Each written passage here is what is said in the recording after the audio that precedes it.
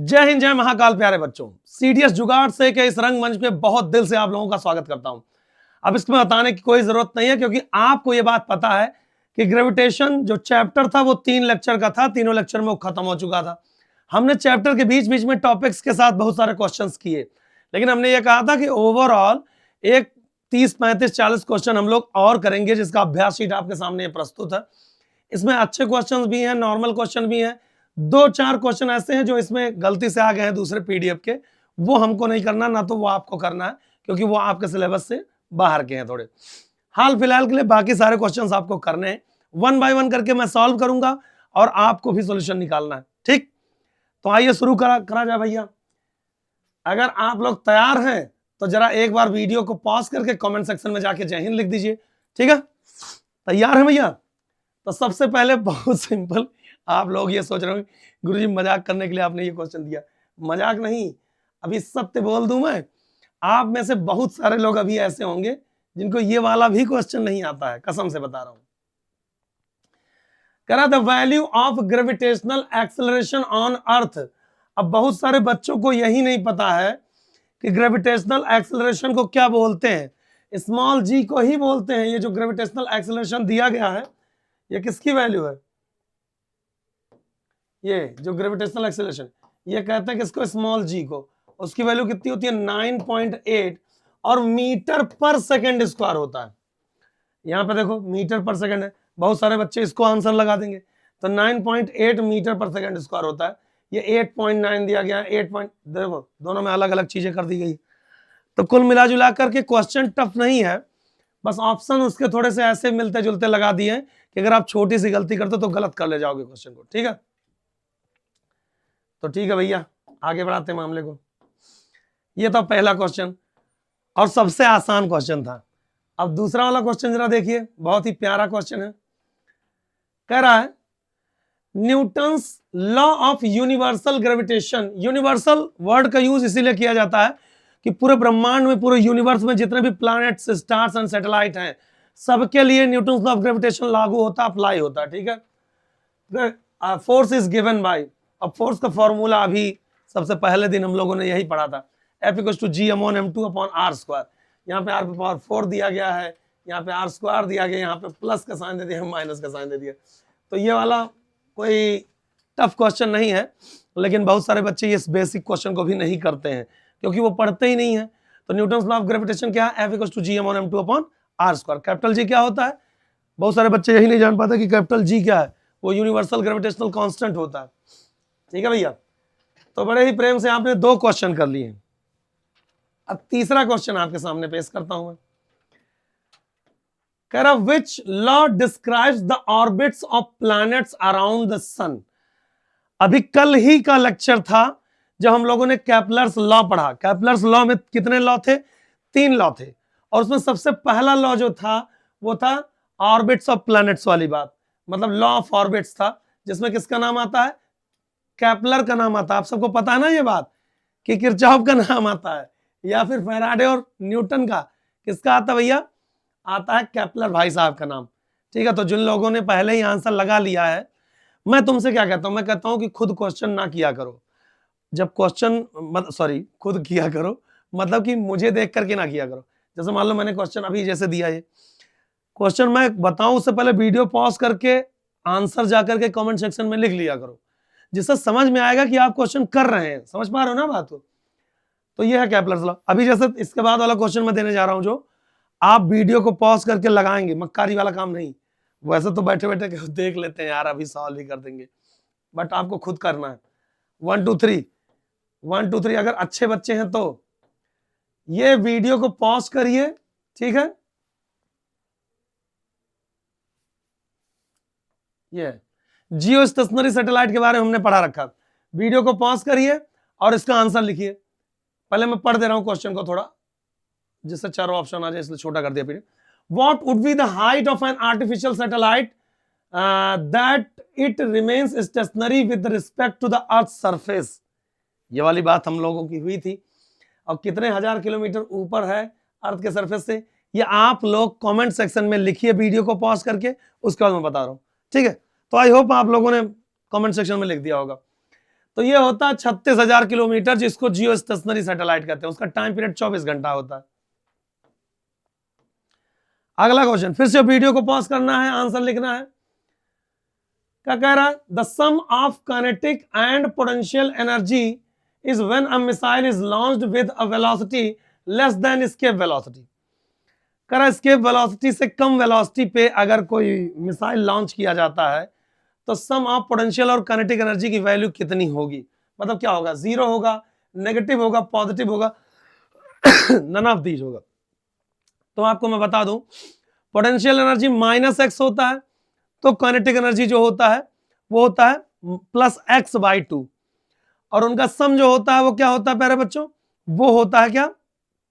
उनका जो सम होता है वो नेगेटिव होता है, -x/2 होता है। टोटल एनर्जी यानी मैकेनिकल एनर्जी हमने बताया था। लेकिन जब एस्केप वेलोसिटी दे दिया जाएगा तो आउट ऑफ ग्रेविटी चला जाएगा, मतलब उस तरह पोटेंशियल एनर्जी के बराबर आपने काइनेटिक एनर्जी दी है। समझ पा रहे बात को ना? तो जब बराबर दोगे, अगर हम हाफ mv² की बात करें ना एस्केप वेलोसिटी वाला, तो उसकी एनर्जी इसके बराबर होगा। लेकिन क्या कह रहा है कि एस्केप वेलोसिटी से थोड़ा कम दिया गया, तो सम ऑफ पोटेंशियल क्या होगा? वीडियो को पॉज करके आंसर लिखना भाई। पोटेंशियल एनर्जी का फॉर्मूला क्या होता है? -G(M)r, ठीक। और काइनेटिक एनर्जी कितना हो जाएगा? अभी मान लो एस्केप वेलोसिटी की तरह वेलोसिटी दी आपने, तो हाफ m और ve², एस्केप वेलोसिटी का स्क्वायर मतलब अंडर रूट में 2gm/r का स्क्वायर। तो इस स्क्वायर से अंडर रूट खत्म हो जाएगा और 2 से ये 2 कट जाएगा, तो हो जाएगा G(M)r। यानी कि जितना पोटेंशियल एनर्जी माइनस में है उतना ही काइनेटिक एनर्जी प्लस में है। ये तब है जब एस्केप वेलोसिटी के बराबर आपने वेलोसिटी दी है, तब इनका सम क्या हो जाएगा? 0 हो जाएगा। लेकिन ये कह रहा है कि launch with a velocity less, देखो लेस वर्ड का, less than the escape velocity, तो यहां पे क्या होगा? यहां पे काइनेटिक एनर्जी की जो वैल्यू होगी वो पोटेंशियल से कम होगी। अब ये वैल्यू नेगेटिव जो है और ज्यादा बड़ा है, और ये पॉजिटिव है छोटा, तो सम क्या आ जाएगा? माइनस में आ जाएगा। समझ गए बात को? बहुत ही अच्छा, बहुत प्यारा क्वेश्चन था। गलतियां करते हैं लोग। गुरुजी क्या करें, हम लोग तो गलतियां करने के लिए ही बने हुए हैं। आप तो जानते ही हैं, कोई तैयारी में मन नहीं लगता। मन ये करता कि अचानक से कोई कॉल आए और कहे भैया हेलो बधाई हो, आपको कंबाइंड डिफेंस सर्विसेज में ऑफिसर बना दिया गया है, आइए बिना एसएसबी बिना एग्जाम के, मजा आ गया आपको, कोई दिक्कत ही नहीं। बट ऐसा कोई क्या कहते हैं उसको, जादू नहीं होने वाला है, मेहनत करना पड़ेगा। अच्छा, the value of gravitational acceleration, पहला increases at height increases from the earth, दूसरा decreases at height decreases from the earth, C remains constant, और चौथा ऑप्शन मिट गया है, छोड़ो, नन ऑफ दीज होगा। अब बताओ, तीन ही ऑप्शन है, बताओ इसमें से कौन सही है? वीडियो को पास करो, जाइए, और वेरिएशन ऑफ जी हमने पढ़ा था लेक्चर 2 में। तो चाहे हाइट पे जाओ चाहे डेप्थ पे जाओ, जी की वैल्यू हमेशा घटती है, ठीक है? तो कौन सा ऑप्शन सही हो जाएगा? बी वाला ऑप्शन सही हो जाएगा। ठीक है भैया, मैं चेक करूंगा कि सब लोग आंसर लिखे हैं कि नहीं। पाप लगेगा अगर तुम लोग आंसर नहीं लिखोगे। चलिए भाई साहब आगे बढ़ाते मामले। The centripetal force required by the artificial satellite to revolve around the earth is provided by. अब इसके बारे में हम लोग बात किए थे जब ऑर्बिटल वेलोसिटी निकालने की बात आई थी, तब हमने बात किया था कि भाई पहला नंबर तो ध्यान सुन लो, 4 ऑप्शन है, इतना ठीक। कह रहा भाई सैटेलाइट को चारों तरफ, अर्थ के चारों तरफ घूमने के लिए सेंट्रीपिटल फोर्स कौन देता है? जाहिर सी बात, अगर सर्कुलर पाथ पे या थोड़ा इलिप्टिकल पाथ पे ही मूव कर रहा है तो उसको घूमने के लिए चाहिए क्या? कौन सा फोर्स? सेंट्रीपिटल सर्कुलर पाथ में घूमने के लिए। तो यार सेंट्रीपिटल फोर्स दो कौन रहा होगा? अब ये वाला क्वेश्चन उठता है। अब इस क्वेश्चन का आंसर कैसे आप दे पाएंगे? समझिए कि कौन सा अट्रैक्शन फोर्स है। जैसे मान लो कि यह सैटेलाइट, यहाँ पे प्लैनेट, यहाँ पे सैटेलाइट, इनके बीच का गैप आर है, ऑर्बिटल वेलोसिटी v0। सैटेलाइट को सेंट्रीपिटल फोर्स कौन देगा? इनके बीच में कौन फोर्स है? ये मास m1 है, ये मास m2 है। फोर्स कौन सा लगता है? G(M)r², जिसको किस नाम से जानते हैं? ग्रेविटेशनल फोर्स के नाम से जानते हैं। और वही इनको क्या देता है? सेंट्रीपिटल फोर्स होता है कि स्मॉल m है या कैपिटल m है, तो mv0 का स्क्वायर अपॉन कितना r, ये है सेंट्रीपिटल फोर्स। और यहीं से आता है किसका फॉर्मूला? ऑर्बिटल वेलोसिटी का फॉर्मूला यहीं से आता है, ठीक है? तो भैया फ्यूल नहीं, gravitational force due to sun, gravitational force due to earth. अब याद रखना यहाँ 2 चीज दिया गया है, तो अगर सैटेलाइट की बात हो रही है तो सन के चारों तरफ नहीं घूमेगा, वो प्लैनेट के चारों तरफ घूमेगा। बहुत सारे बच्चे ये वाला गलती कर देंगे, ग्रेविटेशनल फोर्स ड्यू टू सन, तो यहाँ पे किसके चारों तरफ घूम रहा है, यहाँ पे घूम रहा है किसके क्या नाम है, अर्थ के चारों तरफ घूम रहा है, तो gravitational force due to earth. समझ में आई बात? हुई बतासों की बरसात। जितना मजा नहीं आता है ससुराल जाने में, उससे ज्यादा मजा आता है गाइस खुजली खुजलाने में। बहुत ही प्यारा क्वेश्चन है, केपलर सेकंड लॉ पे बेस्ड, सॉरी थर्ड लॉ पे based. If the distance between the earth and the sun doubles, what would be the duration of year? अब देखो इसको 4 ऑप्शन है, तो अप्रोक्सीमेशन में करेंगे कैलकुलेशन। T1 बाई T2 का होल स्क्वायर बराबर R1 बाई R2 का होल क्यूब। लगाइए, वीडियो को पॉज करिए और लगाइए, फिर आंसर बताइए। मैं यहाँ पे सॉल्व कर रहा हूँ, आई होप आपने किया होगा। तो T1 बाई T2 का होल स्क्वायर बराबर R1 बाई R2 का होल क्यूब। कर अगर डिस्टेंस जो है, ड्यूरेशन जो है, मतलब T2 की वैल्यू निकालना है, कर अर्थ का जो डिस्टेंस है अर्थ और सन के बीच का, वो जो है दुगुना कर दिया गया। तो भैया T1 की वैल्यू होता है वो 365 दिन होता है, T2 की वैल्यू हमको निकालना है, ठीक है, स्क्वायर कर दिया। R1 बाई R2, R2 की वैल्यू R1 का 2 गुना कर दिया गया, तो यहाँ कितना हो जाएगा 1/2 का क्यूब, यह हो जाएगा 1/8। अब उल्टा करो, तो T2 अपॉन 365 का होल स्क्वायर बराबर कितना हो जाएगा 8। यहां से T2 बराबर 365, सॉरी T2 का स्क्वायर, T2 बराबर अंडर रूट में 365 का स्क्वायर इंटू 8, तो हो जाएगा 365 बाहर आ गया, और यहां पे आ गया क्या 2 और इंटू अंडर रूट 2। तो इसका 2 गुना करो, 2 गुना करोगे कितना आ जाएगा, 2 पच्चे 10 और 2 छक्का 12, 12 एक 13 और 2 तिहाई 6, एक 7 और अंडर रूट 2। T2 की वैल्यू आ गया 730 और अंडर रूट 2 मतलब 1.4। 14 से मल्टीप्लाई, ये जीरो खत्म करो, ये पॉइंट, 14 तिहाई 42 के 2 हाथ लगा 4, 14 सते 98, 98 और 4 102, 1022 के आसपास आ रहा है, तो वो 1032 दिन, यही लगभग में क्या आ जाएगा, समझ के बात को ना। जब आप 1.414 ऐसे लोगे तब आंसर लगभग आ जाएगा, तो हमने 1.4 ले लिया था। तो कुल मिला जुला करके केवल कैलकुलेशन है और कुछ है नहीं, लगभग में आंसर आ गया ना 1022, तो आ गया 1032 दिन। अगर अर्थ और सूरज यानी सन के बीच का डिस्टेंस डबल कर दिया जाए तब ये आया है टाइम पीरियड, समझ गए भैया। तो यहाँ पे बहुत ज्यादा दिमाग लगाने की जरूरत नहीं थी, लेकिन आप लोग तो गलतियां करते ही रहते हैं। ये आपके लिए नहीं है भैया, ये है what is the value of escape velocity of earth. Earth के सरफेस पे एस्केप वेलोसिटी कितना होता है, वो मैंने रटवा दिया था 11.2 किलोमीटर पर सेकेंड। 11.2 किलोमीटर पर सेकेंड होता है, हमने रटवा रखा सबको, इस पे क्वेश्चन और करवाया भी था।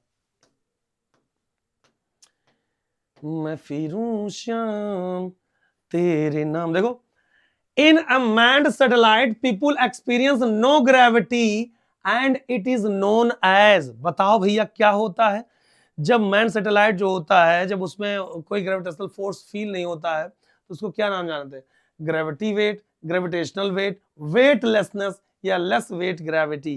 क्या बोलते हैं बाबू, हमने बताया था आपको, न्यूटन्स लॉ मोशन में ही पढ़ा दिया था हमने, लिफ्ट वाले सिचुएशन में, उसको बोलते हैं वेटलेसनेस कंडीशन, भारहीनता की स्थिति बोलते हैं। ठीक है भैया, क्या बोलते हैं, वेटलेसनेस कंडीशन, भारहीनता की स्थिति। थोड़ा और आगे बढ़ाया जाए मामले को, the dimensional formula for gravitational intensity.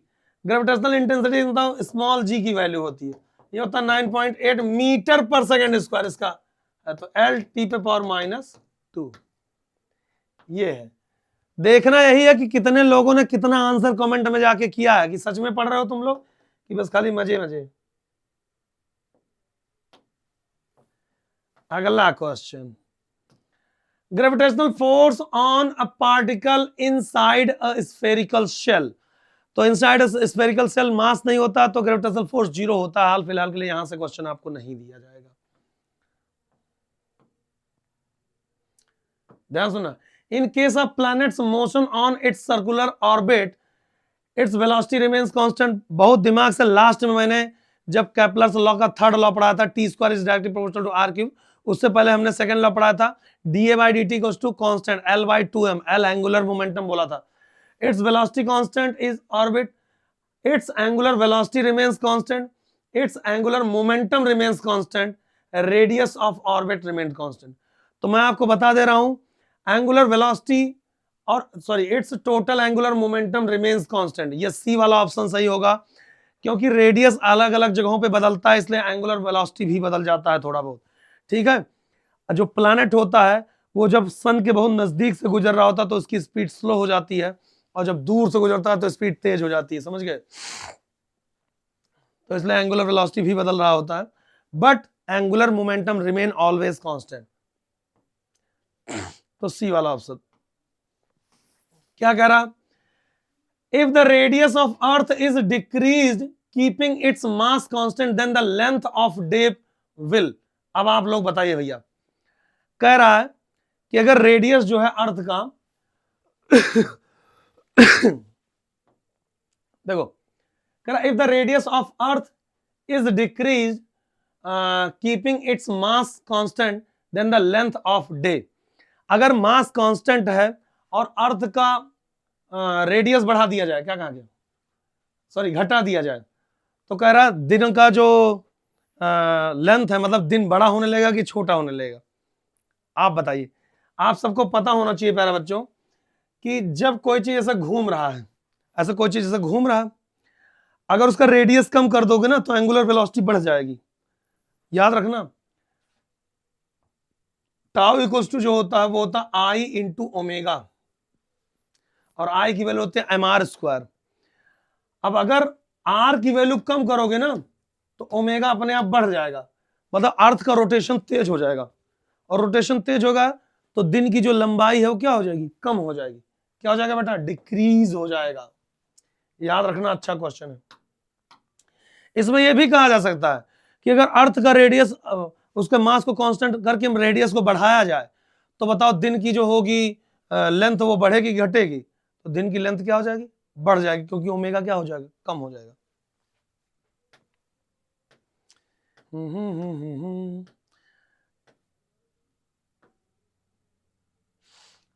The satellite having the same time period of revolution as that of the earth is called.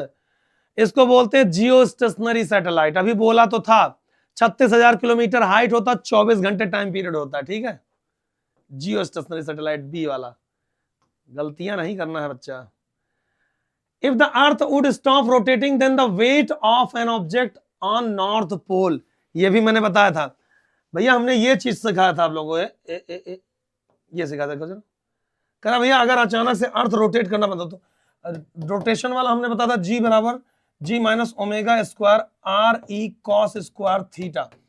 और जब पोल की बात आई थी, एट पोल थीटा की वैल्यू कितना होता है? 90 डिग्री. तो ये पूरा पोर्शन जीरो हो जाएगा, तो जी डैश की वैल्यू किसके बराबर होगा? जी. और उसमें हमने बोला था चाहे ओमेगा बढ़ाओ चाहे ओमेगा घटाओ, घंटा कोई फर्क पड़ने वाला नहीं है, क्योंकि इसमें जी डैश की वैल्यू सीधे जी पे आ गया, क्योंकि वो पोल पे है ऑब्जेक्ट. ठीक है.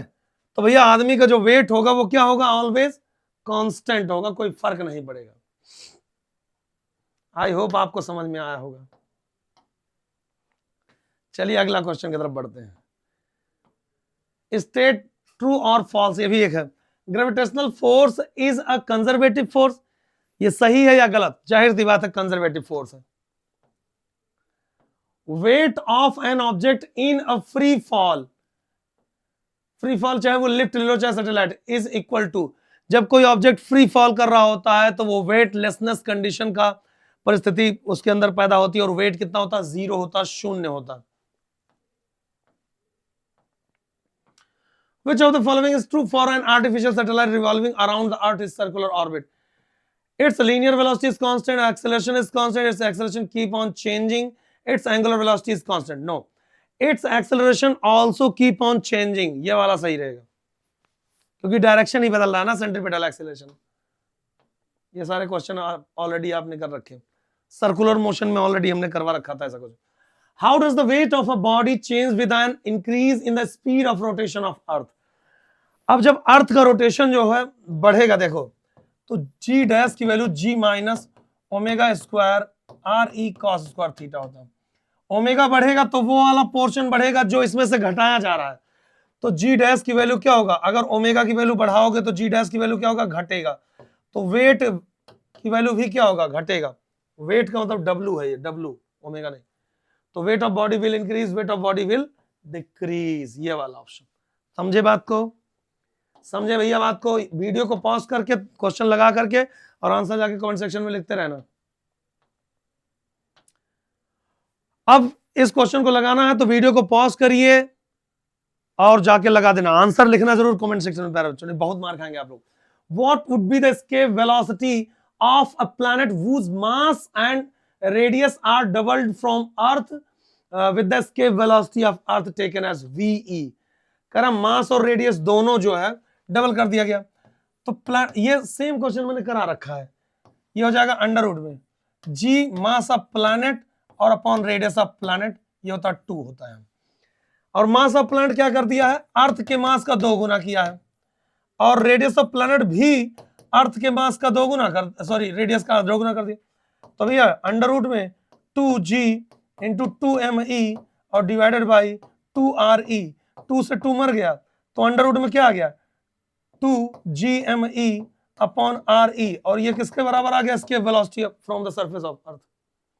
सेम क्वेश्चन मैंने करा रखा है, सेम क्वेश्चन, और देखो आया हुआ एग्जाम में। तो देखते हैं कितने लोग आंसर जाकर के लिखे हुए हैं कमेंट सेक्शन में। ये भी आपके लिए नहीं है भैया।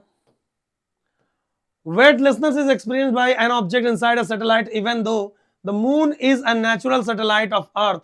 We don't experience weightlessness on the moon. This is because there is no gravity on moon or mass is changed on moon. Mass of moon is considerable large.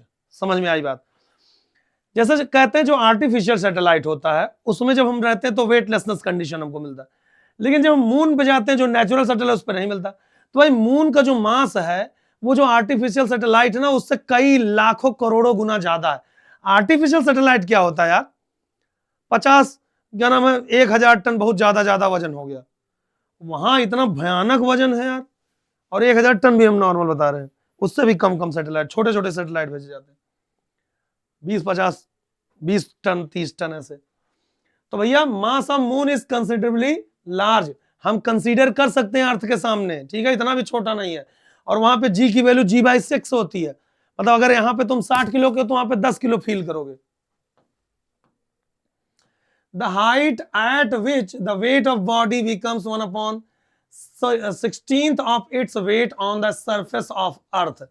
तो इसकी वैल्यू आप आराम से निकाल सकते हैं। हाल फिलहाल के लिए सीडीएस में ऐसे क्वेश्चन नहीं आएंगे, लेकिन मैंने आपको बताया था जी हाइट की वैल्यू जो, सॉरी कह रहा the height eight which the weight of body becomes 1/16, और 1/16 का मतलब क्या, g16 हो गया। जी मतलब जी डैश की वैल्यू जो हो जाएगा वो कितना हो जाएगा g/16, और ये फॉर्मूला क्या होता है, वो होता है gme upon re plus h का होल स्क्वायर, ये फॉर्मूला होता है, ठीक है।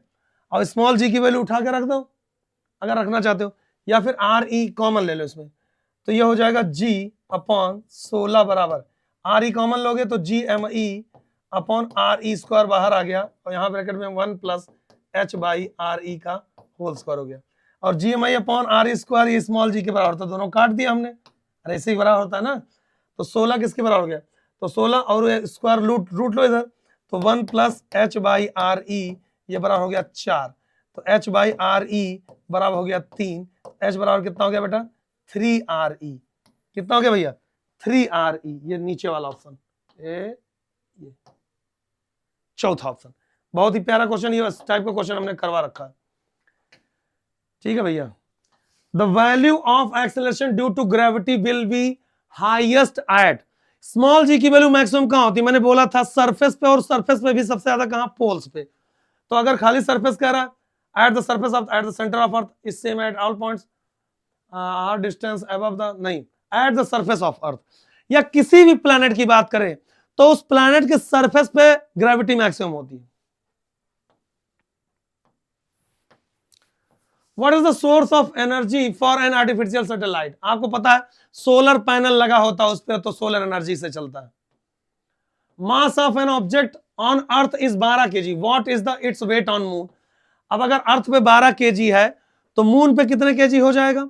वैसे मास कभी बदलता नहीं, क्या आपको ये बात पता है? यहाँ पे न्यूटन में दे दिया ऑप्शन, तो मैं आप बताऊं, अगर तुमसे कहे कि वेट, तो वेट यहाँ पे 12 न्यूटन है तो वहां पे 2 न्यूटन हो जाएगा। लेकिन मास यहाँ पे अगर 12 kg है तो मास नहीं बदलता, मास तो मटेरियल होता है, वो भी 12 kg ही होगा। लेकिन जब वेट की बात आएगी तो उसमें 1/6 से डिवाइड कर दिया जाएगा, तब हो जाएगा 2 न्यूटन। ठीक है, तो इसमें जो ये न्यूटन नहीं देना चाहिए था, इसमें kg देना चाहिए था, गलत कर दिया, तो ये 2 वाला ऑप्शन ही सही हो जाता। अब देखो क्या कह रहा है ये क्वेश्चन आप लोगों को ही लगाना है। A geostationary satellite is orbiting the Earth at the height of 7 r above the surface of Earth, r being the radius of the Earth. The time period of another satellite at a height of 3 r from the surface of Earth is. तो भाई geostationary satellite का कितना होता है? कितना होता है भैया? जियोस्टेशनरी 24 घंटा, तो वही T1/T2 लगाओ, 3r वाले का निकालना है ना, तो T1/T2 का होल स्क्वायर बराबर R1/R2 का होल क्यूब। T1 की वैल्यू कितना? 24 घंटा, T2 को निकालना है स्क्वायर बराबर, वो 7r हाइट पे है तो टोटल हाइट हो गया 8r और अपॉन 3 का हो गया 4r का होल क्यूब। ये काटा तो हो गया 2 और ये उल्टा करो तो 24/T2 का होल स्क्वायर बराबर कितना हो गया भैया? 2। तो 24/T2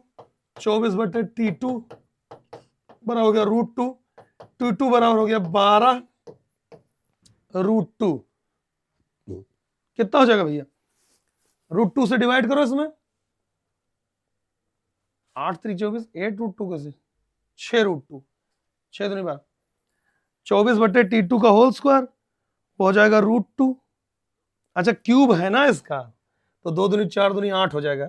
yes guys, yes yes yes, तो क्यूब है तो यहाँ 4 दूनी 8 और 2 दूनी 4 दूनी 8 हो जाएगा। तो जब 8 होगा बेटा तो ये हो जाएगा 2 √2, और 2 √2 से डिवाइड करोगे ना तो T2 बराबर कितना हो जाएगा?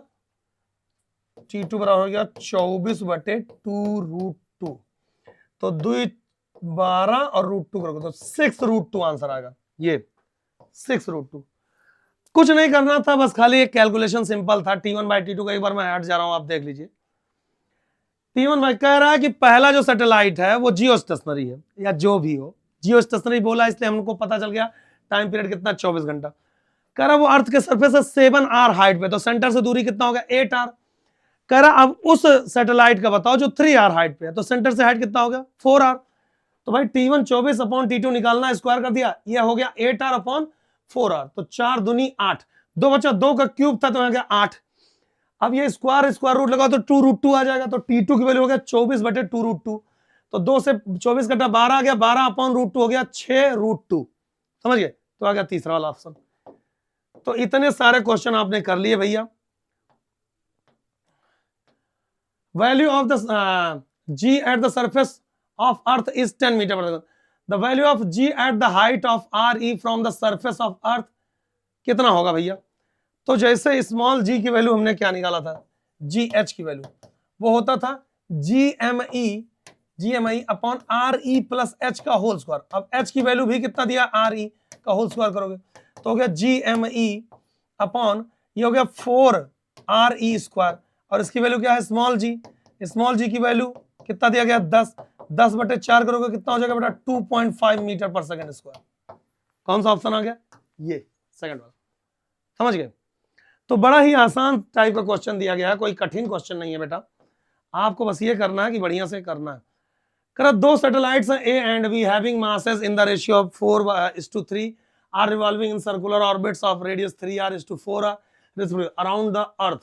The ratio of total mechanical energy of A to B is. तो मैकेनिकल एनर्जी में क्या होता है? Gm1m2/r, यही तो होता है मैकेनिकल एनर्जी, तो माइनस Gm1m2/2r यही होता है ना भैया, तो कहां परेशान हो रहे हो? A और B का रेशियो निकालना है, ठीक, A और B का रेशियो। तो ठीक है, तो G और ये सब कट जाएगा, ये हो जाएगा satellite of A and be having the masses revolving around circular path of earth के चारों तरफ घूम रहे हैं, ठीक है। तो जगह G capital M small M A upon R A is 2, अरे माइनस होता है 2 होता है, minus G capital M small M B upon R B, minus से जीएम से और ये 2 से और ये कट ऑफ हो गया। तो M A upon R A ये बचा इस 2 M B upon R B. अब जब बटे करोगे तो उल्टा हो जाएगा, देखो ये एम अपॉन ये डिवाइडेड बाई, तो ये हो जाएगा M A upon R A multiply ऊपर जाएगा R B upon M B, ठीक है भैया। तो क्या कर रहा है, masses in the ratio 4:3, M A upon M B की वैल्यू कितना हो गया 4:3 है, तो 4/3 इंटू, फिर कह रहा रेडियस 3r एंड 4r है ए और बी का, तो ये हो जाएगा क्या 4r और 3r, ठीक है भाई। आर बी और हाँ ठीक, R B M R A है सॉरी, तो 4r 3r तो कट गया, तो कितना हो गया 4 चौके 16, 16/9, 4 चौके 16, 16/9। अरे ये सब कोई क्वेश्चन नहीं है, नॉर्मल ही है, बस खाली उनका फॉर्मूला रखो, रेशियो निकालो, बस खाली वैल्यू रखने में गलती ना करना, ठीक है भैया। चलिए अब कह रहा weightlessness of astronaut moving in satellite is a situation of free fall type का सिचुएशन मान लीजिए आप इसको। कह रहा planet has mass of height 8 times the mass of Earth and its density is also equal to 8 times to the average density of Earth. If g be the acceleration due to Earth of gravity, then the acceleration due to the gravity on the planet surface will be. अब मेरी बात ध्यान सुनना, g planet का जो formula होता 4 pi by 3 rho capital G और R E, rho E और आर, ठीक है। अब कह रहा है सॉरी जी प्लैनेट निकाल रहे हैं ना, तो ये प्लैनेट सॉरी डेंसिटी भी किसका है प्लैनेट का और रेडियस भी किसका प्लैनेट। अब ये क्वेश्चन आप सबको लगाना है, देखते कितने बच्चे कर पाते हैं। क्वेश्चन में क्या कह रहा है, प्लैनेट का जो मास है वो 8 टाइम है अर्थ के मास का, मैं लिख दे रहा हूं सब कुछ, डेंसिटी आप समझ लेना। तो मास ऑफ प्लैनेट है 8 times of mass of Earth and its density is equal to the 8 times of the average density of Earth. ये भी क्या है 8 times of rho e है, ठीक। then the g acceleration due to, आपको क्या बताना, acceleration due to Earth's gravity on the surface, the acceleration due to gravity on the planets, आपको बताना है स्मॉल जी का कितना गुना हो जाएगा। बहुत ही प्यारा है, ये फॉर्मूला है, इसमें उठा के वैल्यू डालो, ये कितने गुना है और मास की सहायता से आप रेडियस में रिलेशन। बहुत आसान क्वेश्चन, आई होप आप ये वाला क्वेश्चन करेंगे और सब लोगों को मुझे कमेंट सेक्शन का इंतजार रहेगा कि कमेंट सेक्शन में जा करके आप आंसर सही लिखते हैं कि नहीं, ठीक है। तो आई होप आज की क्लास के सारे क्वेश्चन आप एक बार आप देख लीजिए, क्वेश्चन का स्क्रीनशॉट लेना चाहो तो आप ले सकते हैं, ठीक है, एक बार आप स्क्रीनशॉट ले लीजिए, ठीक है भैया। तो आई होप आप लोगों को पूरे क्वेश्चन समझ में आ गए होंगे, इतने सारे क्वेश्चन हमने किया।